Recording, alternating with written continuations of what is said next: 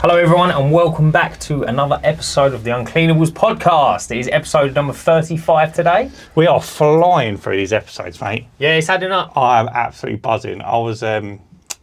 We're almost the UK's number one cleaning podcast. Yeah, I think we are. We're getting there. Yeah, there's. So explain the stats on the other one. So I know, obviously, you can't view other people's stats as a viewer. Well, that's the end of that conversation. But I know the person who runs another one. Yeah. And he's put up. They've had 50,000 downloads, but he has been doing it like 4 years now, 3 or 4 years. So obviously, total wise, we're not that many, but we're only about 11 episodes off of his total episode count. Oh, really? Yeah.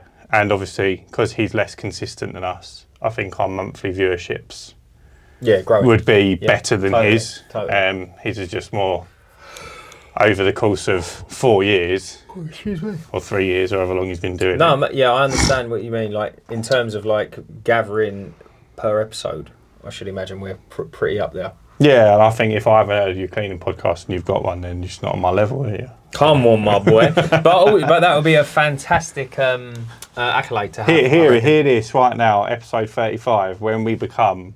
Numero uno. When we become numero uno, it's going on the strap line. We're going to get another light that says the UK's number one cleaning podcast, and it's going there. Before we get back into the main podcast, we have a word from today's sponsor. Have you ever found yourself wondering what to charge for a job? Well, wonder no more. With the pressure washing calculator, it couldn't be easier to work out what you should charge. You can calculate your prices, create quotes, and even add in and remove tax if you're that level of business. It's completely free to download and includes roof cleaning, flat work and ceiling, and house washing and rendering, including fences, brick walls and stone walls.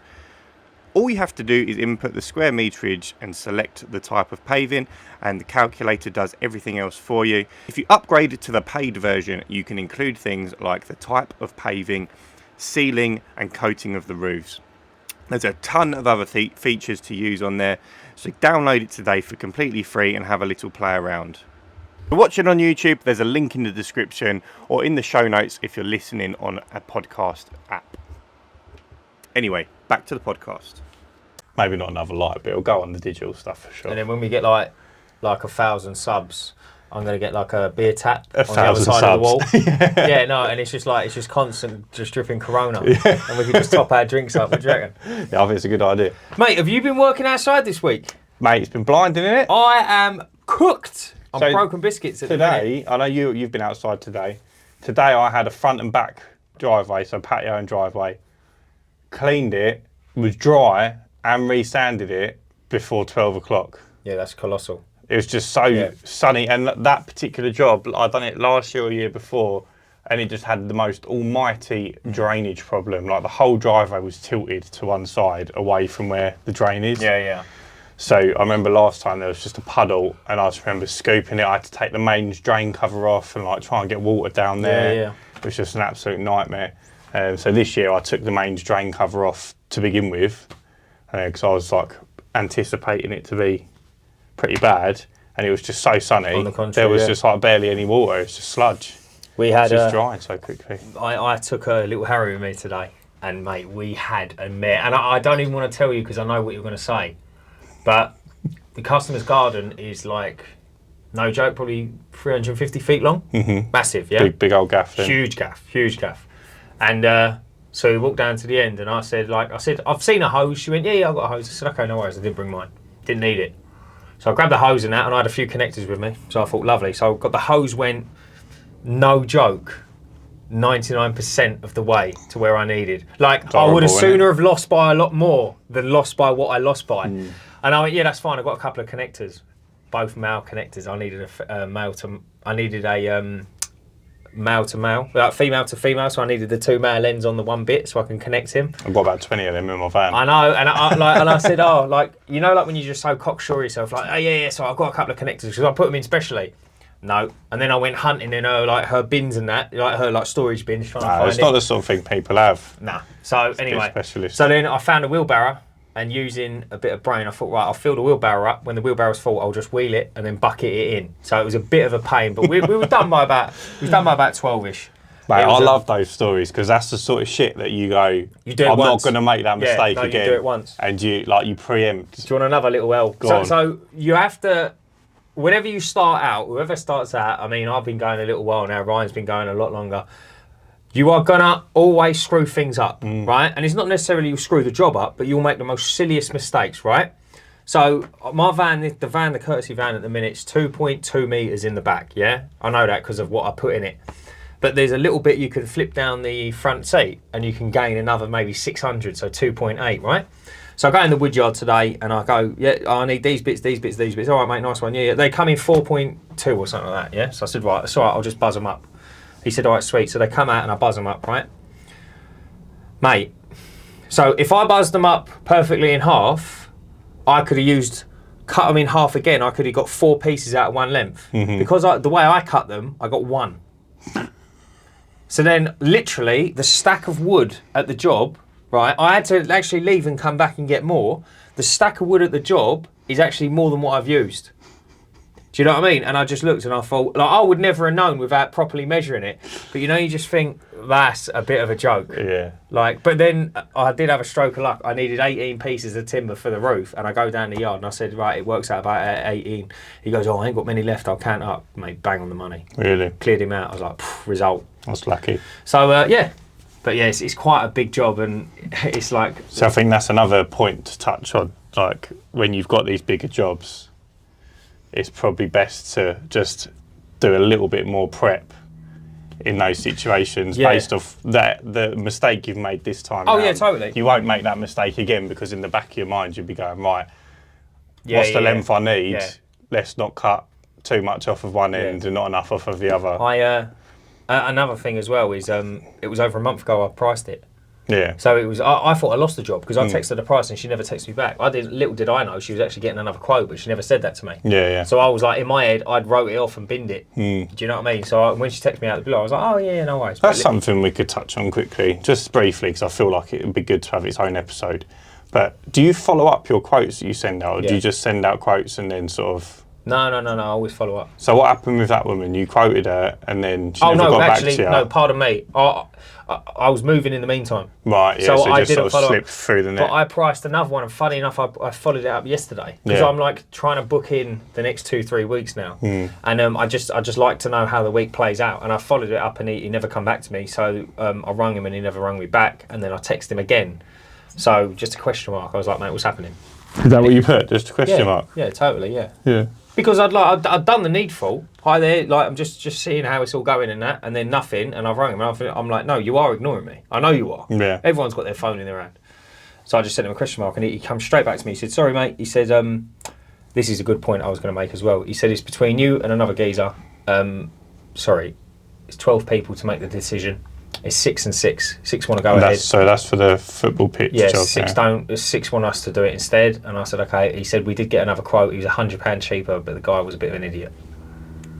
The trouble is with things like that, and like I'd love to know the statistic. You'd never be able to work it out, but I'd love to know the statistic of amount of people in the UK who book stuff based on price or book stuff based on like how you look.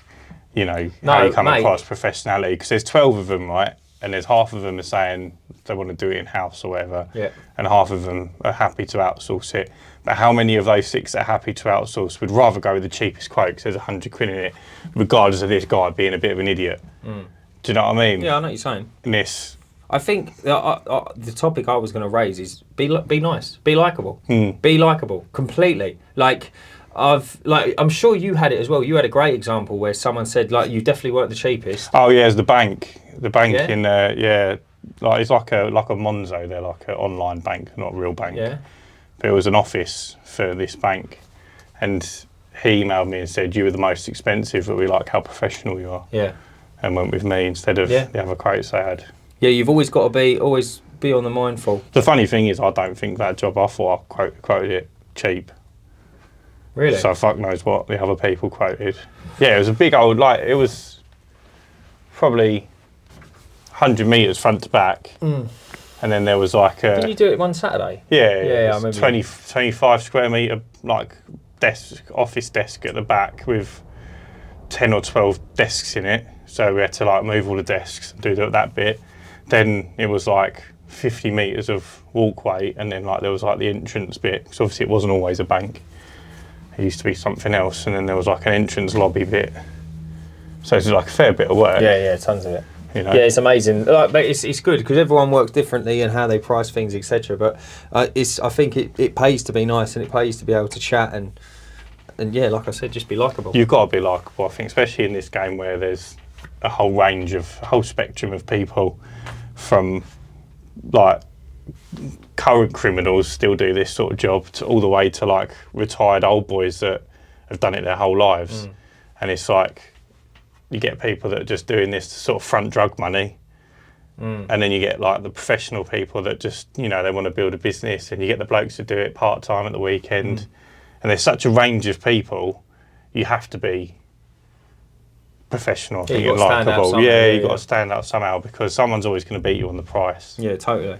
But yeah, she seems over the moon. When I was there, she showed me a few other little jobs she wants doing. So you have to show me the pictures of that, because oh mate, I cannot wait. I cannot wait for I want it when it's done. I cannot wait to show you. The pressure washing come up alright, because it was all wooden, wasn't it? Beautiful. But the only problem I found with pressure washing wood is as soon as it gets wet, it goes dark. Yeah. So did you miss a load of bits? No, not missed it. But look, no, not missed it. But where it literally all went 10 shades darker, you almost couldn't not tell, but you couldn't see an improvement. Like I could see an improvement. Like me and the fella I was doing it with, we could see an improvement. But to the naked eye walking in, you'd be like, "Has he touched it?" Yeah. But then when it dried, game over. Yeah, I know phenomenal. Sometimes it's hard to see. Yeah. Like if there's like a little bit of green where the green's dark and the wood's gone wet, you can miss bits. But no, it came up.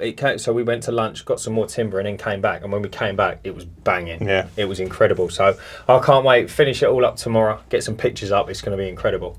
Looking forward to it. Yeah, man. Well, on to today's topic of conversation. Now, this topic was actually put forward to me from a bloke I was talking to online called Chris, who a little while ago had his van. I'm not sure if he had his van broken into or he had his whole van stolen. I can't remember exactly what happened, but he definitely had, he took a loss. And I remember his insurance company just didn't want to pay him out. Sounds about right. And they really, really thought, I don't know if he ended up getting paid out in the end, I have to ask him. But it sparked a topic of conversation on how are people protecting their goods, either like whilst on the job, overnight. You know, what are they doing? Because I for one, am just not, I'm not probably as careful as I should be. And then like that came to fruition a few weeks ago where I had my bag stolen out the front of the van, and I was only working 6 or 7 metres away from the back of the van, and they've snuck in the front and stolen, you know, my bag with, I had my headphones in there, I had £1,000 in cash, my wallet, you know, I had my house keys on there, and then I've had my van keys in my pocket, luckily, and a load of other stuff. And I know there's quite a few different methods of security. Do you have any that you use? I've got a couple of little things, nothing too major. I mean, just factory fitted locks on the van is what I generally use. I don't ever go mental. Have you ever had the third party locks installed? No. So I was thinking about doing that on my van, having like, I think they're called deadlocks, I guess. Yeah, deadlocks, yeah. But there's loads of little things like, especially if you know how, I'm not saying I'm like, I know how van lock systems work, etc. But in terms of like knowing how basic things go together, it's very hard to reinforce something. Yeah. Because I can just drill next to it. Yeah. Like if I wanted to, you know, like people say, oh yeah, I've got like a wooden front door, you're never going to get in. It's like, well, mate, like I reckon I could. Yeah. Do you see what I mean? There's always a way around it, sort of thing. So I think the age-old thing is if they want to get it in, they will get in. Yeah. So I make things as difficult as possible. So like if I ever park in a multi-story car park or just a general car park, like I went physio earlier, I backed right up to a grass verge, so the back doors are in the verge. I think the back doors aren't the ones that they get into, though, isn't it? It's the side door. So do it so never do it with your sides facing a wall. Park where your side's facing a wall. Always do it so the door's facing the road or a public space or an open place. That's a good tip. Yeah, that's what I always do, and also just don't look too obvious. You know what I mean? Like I've always thought to myself, if people put deadbolts on their vans, it's one of two things. Either they've been broken into before and they don't want it to happen again. Or they've got something worth stealing. Or they've got something worth stealing. Yeah. That's It's like catch-22, isn't it? It totally is, yeah. So I was, there's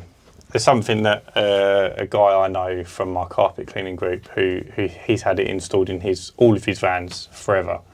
And I thought it was a really, really good idea. But it's a company called Monday Van Security, I think they're called. And they do travel, because I know they've done a job with Basildon, but they're not based around here. I think they're based near Birmingham. And they will install a cage on the inside of your van. So it goes across the sliding door and across the back doors. And it opens the same way. So the side one will, I think you can have it sliding or you can have it swinging out. And the back ones open, same as the back doors, they sort of flush together. But when they're closed, they're lockable. Yeah, that makes sense, yeah. So it's almost like a prison cell. And you're not getting in them. No, yeah, Even if you got through the doors, you'd look at it and go, no, I'm off. It's not worth it. So that's something I was thinking of having installed. I think it's about £1,000 to have them installed, which I thought was quite reasonable. Is that supply and fit? Supply and fit. And it's all custom made.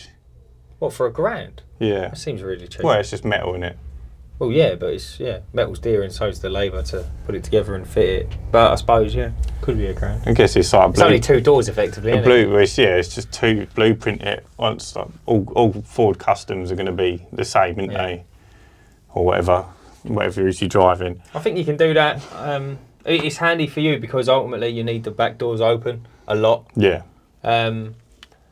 But yeah, I just think, I don't know, you can't really protect from it, can you? Not really, and I guess the fact after that is, so like our security down here isn't amazing. It's like you say, if someone wanted to get in here, they could. I mean, you've got residential houses down there, so you've got the gate for the actual area, but people just leave that open all the time. And then we've obviously got padlock on these doors. I've put more doors in there, so if they got through the first door, they'd have your gutter vacuum and a load of sand, a load of offcuts of wood. You wouldn't cry too much about that, but if they got through these double doors, then it's game over, really, isn't it? I heard two funny stories about car theft, not car thefts, but like breaking into cars. Go on. And one of them was, I think it was on the railway. So obviously on the railway, you park your van outside of a station, you go down into the tunnel, you come back up 4 hours later, just pray no one's broken into your motor. Some geezer went down, came back up, and his van's window had been smashed. Do you know what the only thing they took? What? Packet of biscuits. People will rob you for anything. Right, packet of biscuits, yeah. But he says, mate, like, I would have given it to him to save the window getting smashed, yeah. Another geezer I used to know, used to have a convertible and he used to park it on the street. And he says, if I was not at his home address because he had a garage, but if he ever went to a bad area, he'd leave the roof down because it was convertible. They'll just cut through it, wouldn't they? Yeah, he said, I'd sooner them go through my glove box than cut a hole in the roof because I don't want to buy a new roof. I was like, mate, it's horrible, isn't it? If you leave the roof down, you're not leaving anything in the car still either. Of course you ain't. I mean, they could jump in and do some vandalism or whatever, but I guess that leads on to like insurance. Yeah. Now, I've always made sure that my insurance is covered for all my equipment, but my insurance didn't cover me when I had that cash stolen. No, it wouldn't. Because even though I was 5 or 6 meters from the back of the van, it was unlocked. So that wasn't me covered. And I don't know if Chris got paid out in the end, but he had all those issues. And I see someone the other day put their insurance. Chris? The whole reason we're having this conversation, yeah. Oh, that fella with the carpet cleaner, yeah. No, the fella that I spoke to that mentioned about his van getting stolen.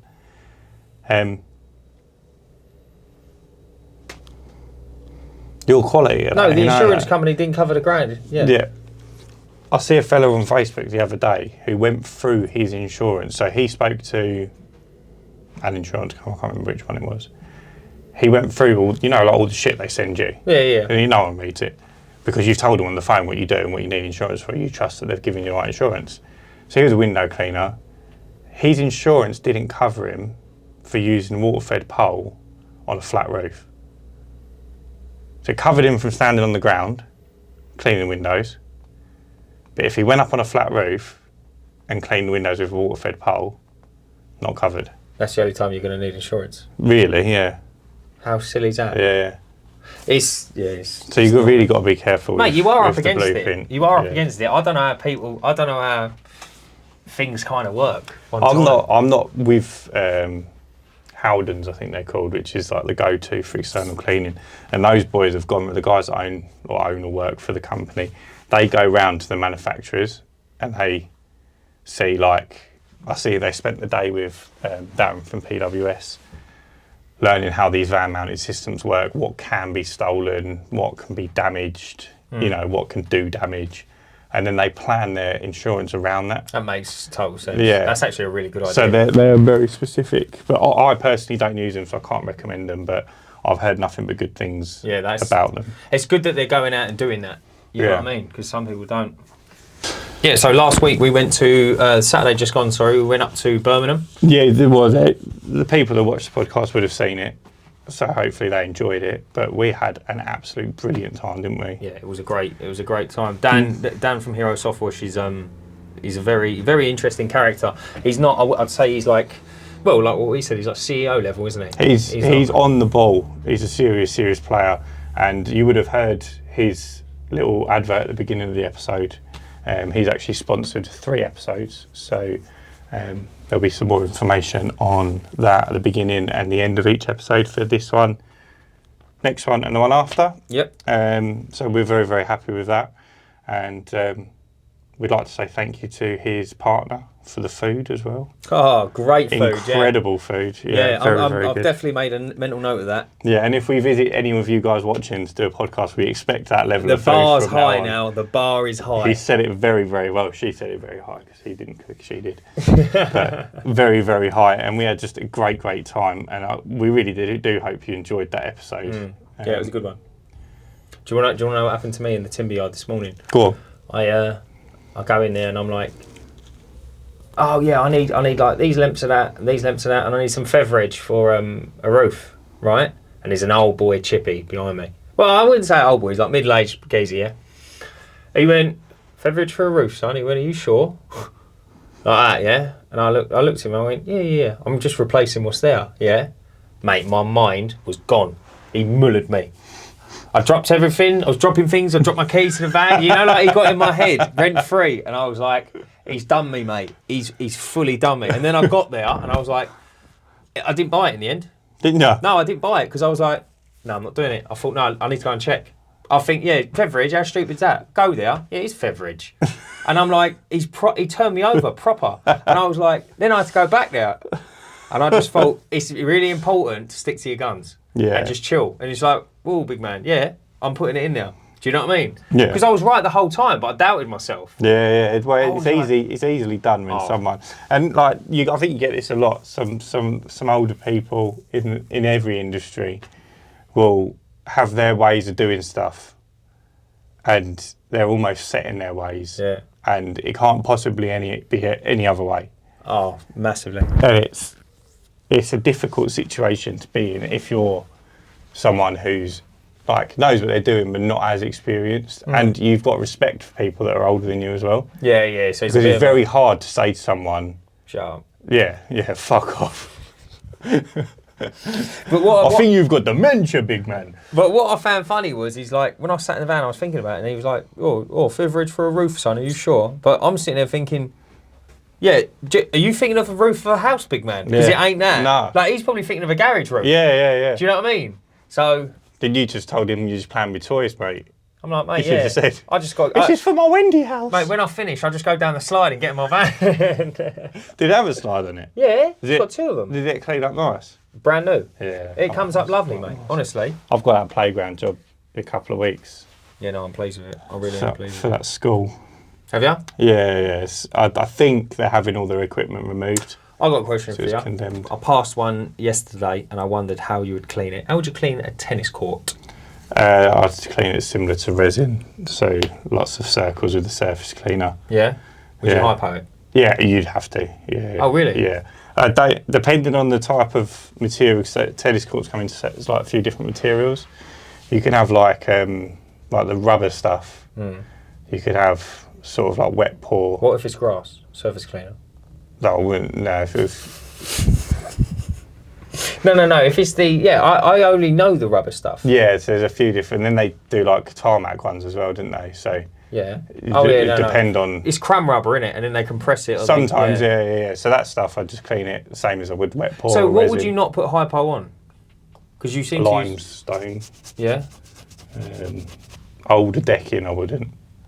Old or new untreated decking, it's just as bad because obviously if it's not been treated, it's just going to soak in that hypo. Why not limestone? It doesn't. It like etches it. It just doesn't. It's just not good. Yeah. It reacts funny. Yeah. And I'm sure there's some other surfaces you wouldn't use it on, but it is pretty versatile. Yeah, you definitely in all situations. You can kind of use it everywhere, can't you? The limestone's like you will ruin a patio. Yeah. What will it go like? Different colour or? Well, it'll burn into the limestone, so it will like you'll have patches where, unless you somehow manage to completely level it across the board with the same percentage. Why is there loads of like little capillaries on limestone that it seeps into? I don't know how it works, but I just know you can't do it. Fair enough, son. I don't argue with the science. I just follow the rules. I heard a saying the other day, right, and this will make you laugh, right, and it was, building a business is like having a dick. Sometimes it gets hard for no reason, but it's not going to stay hard forever. And I thought, what a quality way to explain what we go through on a daily basis. Sometimes it's just hard for no reason. Yeah. But it's not always going to be hard. And it will sometimes be plain sailing. And 20 years from now, it will never be hard. Yeah, it's a bit of a shocker. It's an interesting road, though, I think, owning a business. It is an interesting road. Mate, I couldn't imagine doing anything else. No, I really can't. I can't imagine now, to be honest with you. I can't imagine now, but it's... I can see why people go back. Like, when you get all the stress and, like, you're doing all this work and I take fuck all money out of my business. And I think, mate, I could go work for someone. Like, I've got the smarts to go and do an office job as well. And I could probably nick $4,000 a month. Just 48 grand a year, do you reckon you're worth that? Mate, I wouldn't work for less than that in an office. No, I didn't say would you work for less than that. I said, do you reckon you're worth that? Mate, I've fucking had a web design business, SEO business. I've got a street smarts as well, boy. Come on. Do you reckon seriously, do you reckon you're worth 48 grand? Yeah, 100%. Like in real money, not chocolate money? Yeah. Like chocolate money, real money. However it comes. Don't bother me. I don't think I could. Gold coins. I don't think I could now. I wouldn't. Well, I'd probably be severely upset and hate my life. But I can see why people go, well, I just want the easy life, to get told what to do. You know, I have 2 weeks holiday and be paid for it. I'll do that twice a year. Do you know then I have on my bank holidays off. Do you know what always blows my mind about businesses and that, and people starting? Yeah, like we're small fry in the world, yeah? Really, yeah. Right. But like when you get to the point when you're like Balfour Beatty. Who? Balfour Beatty. The building company, construction company. Never heard of them. Mate, what, Balfour Beatty? Keys, are you alright? Do you drive around with your eyes shut? They build bridges and that, they build hospitals, they build huge... Oh yeah, buildings. I trust you, I just never heard of them. Oh yeah, so it's like... Not my game though, is it? Taylor Wimpey, John Lang... Oh, I know Taylor people. Yeah, right, yeah. So like Balfour Beatty's not far behind them, but like probably a little bit more commercial. But yeah, they'll like... Something might happen. I think Balfour Beatty helped with the construction of the Burj Khalifa. Really? Yeah. That's probably why you know them then, if they're in Dubai. No, I know Balfour. I knew Balfour Beatty for ages. Balfour Beatty was putting in HS7, the train line. You know the high-speed train? No, I was like, fucking ain't got a clue, mate. Oh, anyway. Not my world, son.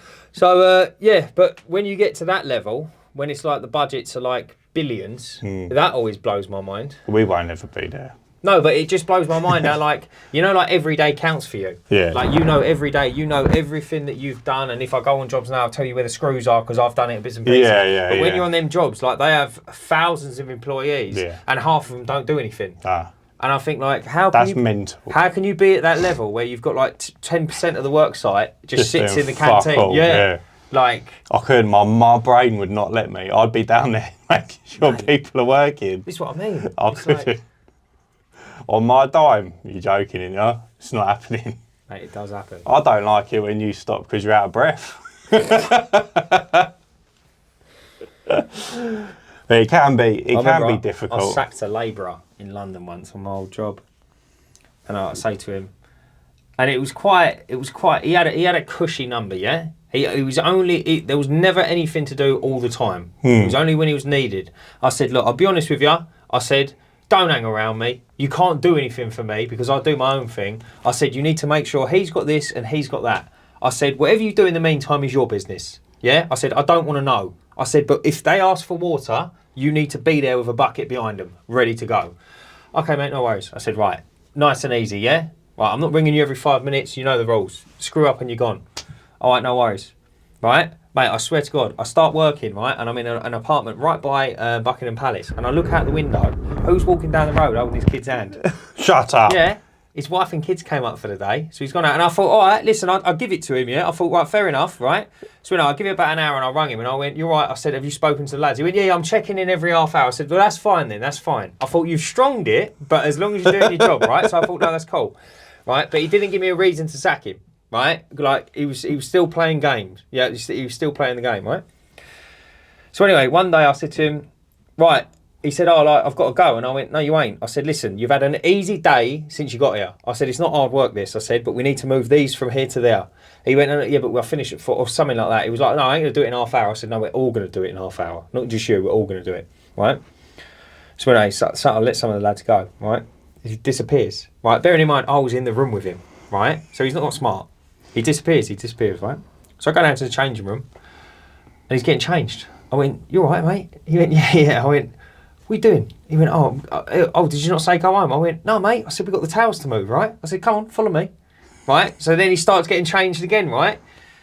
And then he starts coming up the stairs and does something. I went, right, come on, all of these have got to go. He went, yeah, no worries. He moves one bit and goes back downstairs again.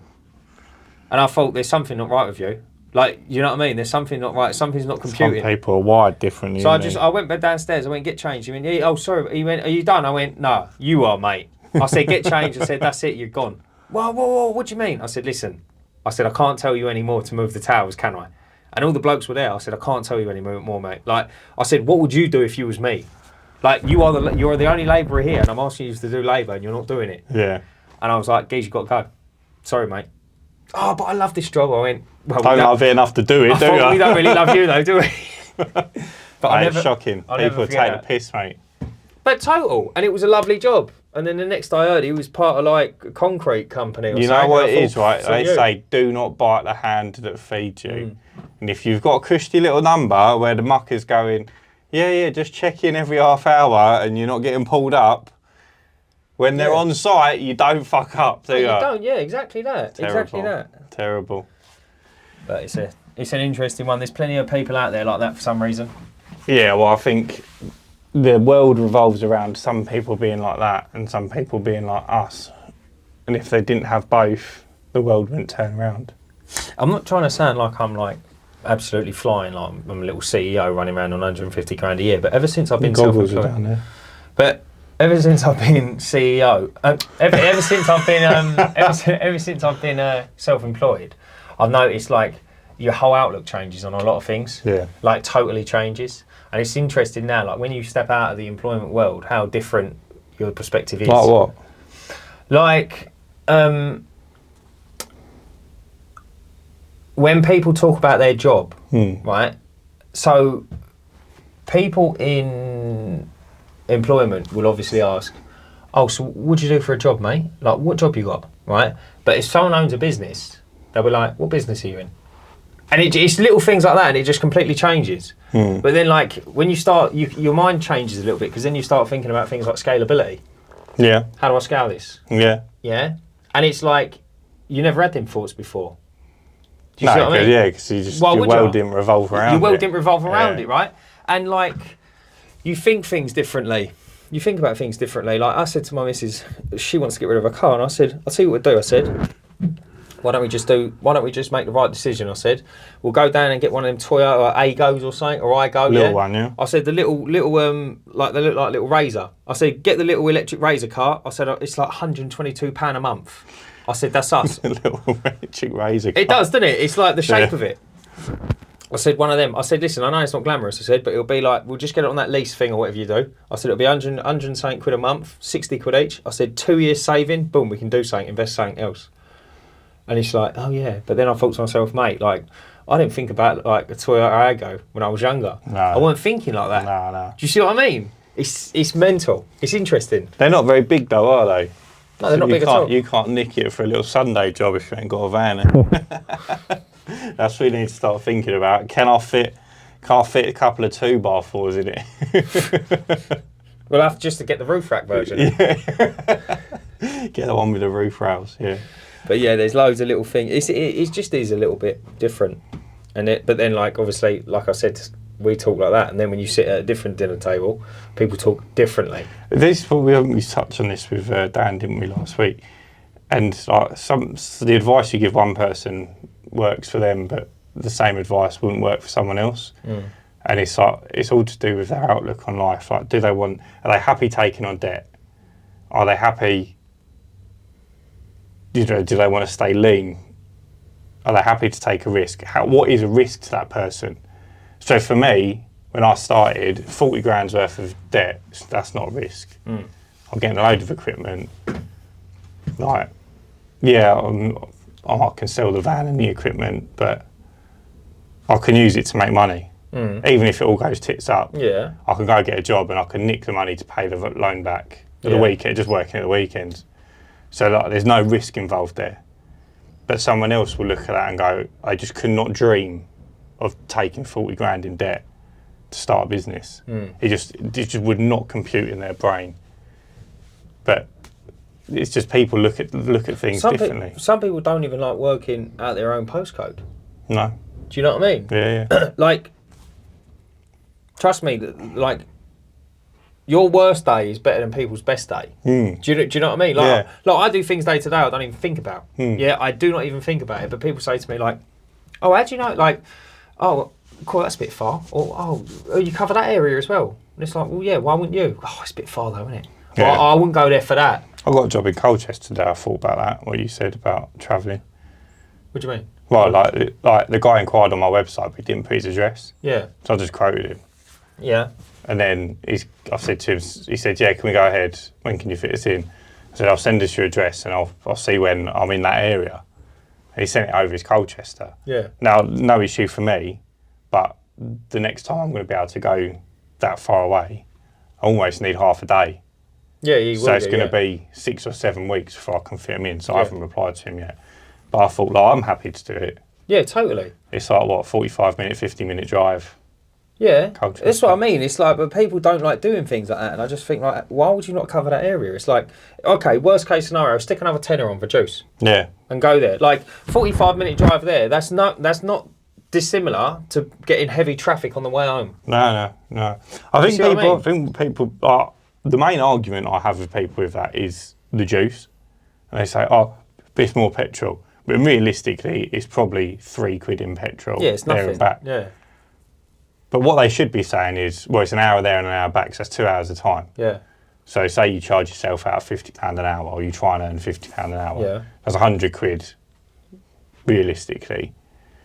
But then you could argue that that job wouldn't have come in. Do you know what I mean? Like, if you didn't accept it, you might then not do anything on the day that you would have booked it in. Yeah, totally. So totally. Chances are you would do something, but work's work, isn't it? That's the way I see it. Yeah, that is the way I look at it. And I've gone above and beyond for jobs and bits and pieces, and some I should have done, some maybe I shouldn't have done. But it puts you here today. I think lots of people could really transform their businesses income-wise if they branched out a little bit further. And I think you say, like, people are scared to go further than a couple of postcodes away from where they live. Mate, we're in Essex, yeah? So we're in Essex, right? If anyone knows where Essex is, there's a bridge between Essex and Kent, right? Essex, so there is a bridge between Essex and Kent, right? It's called the Queen Elizabeth II Bridge, right? And if you, obviously on different websites and whatnot, however the radius works, you always pick up Kent. Yeah. Right? Yeah. To get over the bridge, it costs £3. £3 one way, £3 back. I wouldn't say it's far at all. 45 minutes? The amount of people that say, I don't go Kent, I don't cover Kent. Why not? The trouble is with covering Kent, it's right for the circle that you're in. But if you got a job in like Dover's Kent, isn't it? Still Kent? Yeah, you are going to the ends of the earth. That's 2.5 years, it's still Kent. It's 2.5, so it's like... Yeah, but I'm not talking about... I'm not playing devil's advocate here. Yeah, you are, big time, aren't you? Yeah. But like, do you cover Kent?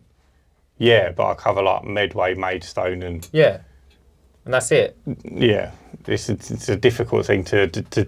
No, it's not that I cover Kent. It's like if they ring up and they say, do you cover this area? And I'm like, yeah, I cover X amount of miles from this postcode and Kent is in it. Yeah, I think it's tough when... I would happily go to Dover for like a roof clean. Yeah. If someone rang me up and said, do you cover Kent? I'd say parts of Kent, yeah. Yeah. Like, I'm not driving to the end of the world, but yeah, if you're my side of the bridge, or if you're... End of the world. Go have a nice day out afterwards, see the white cliffs and that. Get a nice cup of tea on the coast. It'd be lovely. I'll tell you another thing that always blew my mind is when I was younger, I worked on the railway and I went to Wales, right, for a job. And they offered it to a few people, right? I was jumping for joy. I was jumping with excitement. I could not believe it. I'm working away. I was like 18. I was like, I'm working away. I'm going Wales, yeah. I was buzzing, right? And then I told the people that night in my gang, I was like, oh yeah, not. You was in a gang? No, not a street Knife gang. and that, yeah? Come on, my boy. Running down Oxford. Yeah, Dumbo, yeah, come on. Not that sort of gang. It was a work gang. And when I told people, like doing colouring in and that, arts and crafts. Work gang. Oh, sorry. And it was and I said, yeah, I'm going Wales. And they're like, oh yeah, is it? What's the money like? Is it any more money? I went, no, it's not more money. I said, but it's Wales. They went, why are you going there then? And I'm like, why would you not? And I'll tell you now, I still remember it to this day because of the laughs I had and bits and pieces like that. Right? Yeah. But I bet they can't remember that time frame where I was gone. No. And they weren't. No, but you are a very adventurous person. Yeah. Like, it wouldn't faze me to do that. But I'm like very much the opposite of you. Yeah, but you played cabin Xbox, didn't you? Cabin, you loved that. I'm not going to tell you the story behind that, but that was my joke. And Dan has stolen it because he loves it so much. I actually am the funny one out of the two of us, but... I don't think you are, mate. Yeah. I'm the funniest geezer. Dan's got like TV comedy. I've got like dungeon comedy and I, so... But people's attitudes towards it are quite funny. I think like a good thing we always touch on is reverse engineering? Yeah, we're going to have a whole episode on this. So we're going to have an episode on this, but belter of a topic. It's incredible, but you can apply it to everything. So reverse engineering is, the best example is you gave it to me, right? Let's say you've got a business and you want to say, right, I need $5,000 a month, right? Right, so $5,000 a month. So you break down your services as what you do, and you go, right, so how do I get £1,000 a month just from windows? And then you start working backwards, right? So I need, for £1,000 a month, I need, say, 50 windows at £20 each. Okay, nice one. How do I get £850 a month from gutter vacuum? It goes further than that. It's incredible. So you go, right, I've got I need 50 customers. How do I get 50 customers? You need to leaflet 5,000 people. Yeah. Yeah. Totally. Or he's one in 10 or one in 50. You get the job. Right? How many leaflets do I need to deliver? 50 times 50, innit? Yeah. Maths said that. Come on. 24. Something like that. But no, so numbers. It's going to be its own episode. But yeah, you need to start working backwards, I think. I live my life by reverse engineering. It's incredible, mate. It's incredible. So if you want to be like me. Yeah. I nearly said it on camera. See, he's got the media training, isn't he? He knows what to say and what not to say. I'm just not allowed to talk most of the time. It's ITV, isn't it? It's ITV. You do like a boot camp before you go on it. So, but it's it's good. It's good. Yeah, I'm really looking forward to the reverse engineering episode because it's something that I'm quite passionate about it. Yeah, and if you gave Dan like a 2-hour lecture in the van one day about it. Yeah, massively, but it was good. It worked. But if you're looking to grow or looking to do anything in terms of your business and what you can offer in bits and pieces, I think you need to sit down and have a bit of a chat with yourself, even as a person, and just be like, right, can I be maybe a little bit more smiley, or can I be a little bit more approachable, and things like that. Like I just came from a paint shop, and I'm not the prettiest today. I've got a pair of shorts on and the palest legs. Nice, mate.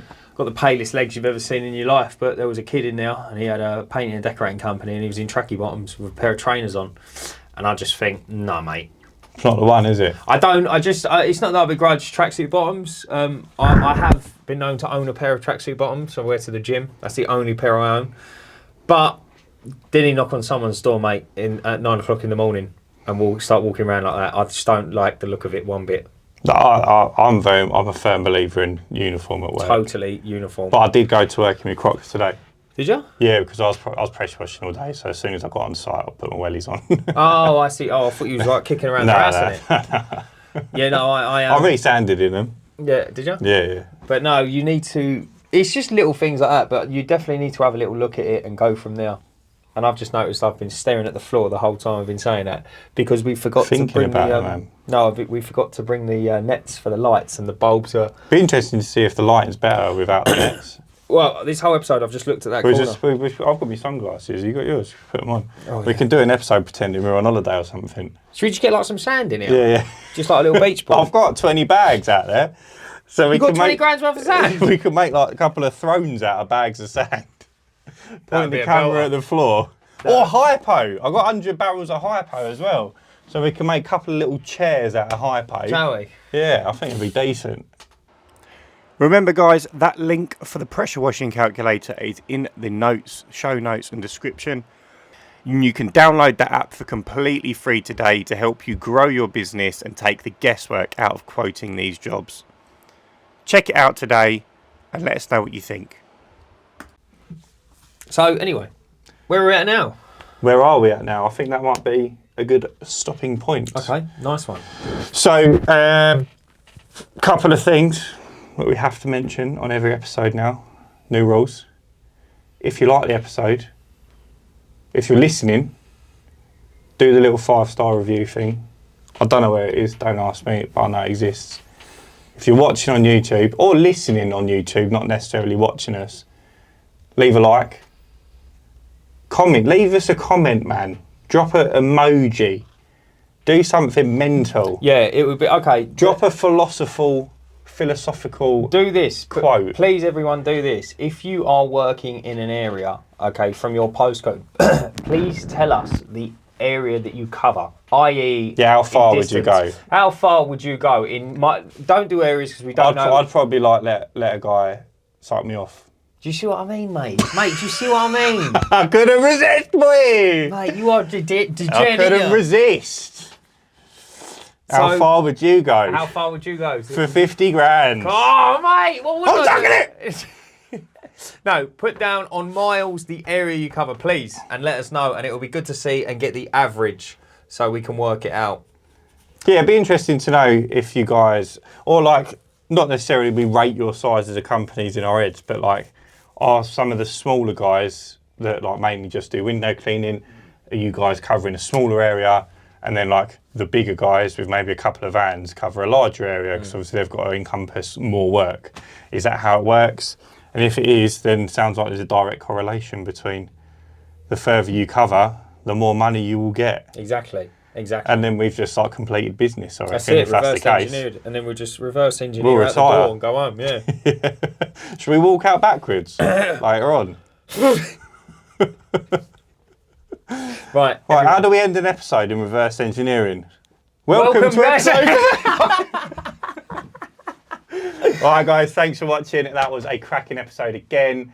Join us next week for another topic, which we haven't decided what we're doing yet. But it's all written down and planned because we are the most planful planners. Plan town. Yeah, in Plan Town. See you next week, guys. And remember, stay cleaning. You bish! Right, do you know what we seriously need now? And it's going to be